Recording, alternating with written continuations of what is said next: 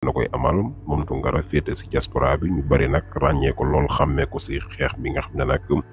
ñooy ko doon xeex ancien régime bi fi nekkoon moom Tounkara mu boyoon si waaru am solo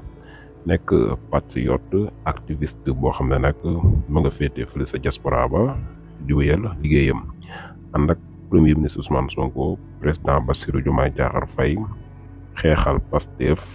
ba ñu am li nga xam ne nag am nañ ko bokkoon si nag kii di Mollah Morgun moom it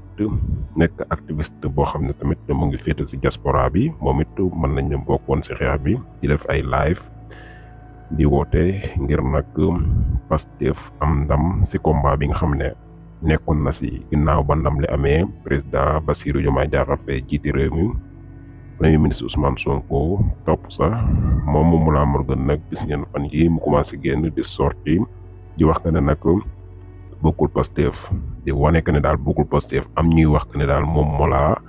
jamono bii li tax muy wax li muy wax poste la bëggoon comme amul li nga xam ne nag moo di poste dafay wane boppam lu ni mel nag am na sénégalais yu gisee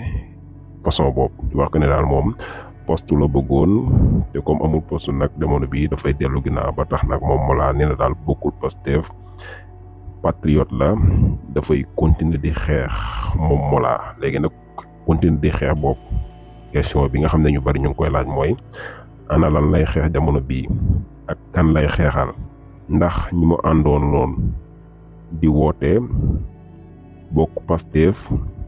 doon fexe ngir ñu jiite réew mi ndax ñooñu lay xeex wala déet loolu na moom question la moom Mollah Morgun nag xëy na dina si tontu su génnaatee ak live yi nga xam ne nag mu ngi koy faral di def mu ngi noonu mu nekk daal sortie boo xam ne ñu bari si patriote yi xaw na leen a jaaxal waaye tamit ñu si bari si sénégalais yi réaction Mollah Morgun jamono bii daal dañoo jàpp ne daal moom poste lay wër pour ñu bari ñu si bokkoon am nañ li nga xam ne moo di poste te moom ba léegi daal kenn déggu ko si benn poste xëy na moo tax daal mu am lu ko metti ba tax mu def sortie bu ni mel.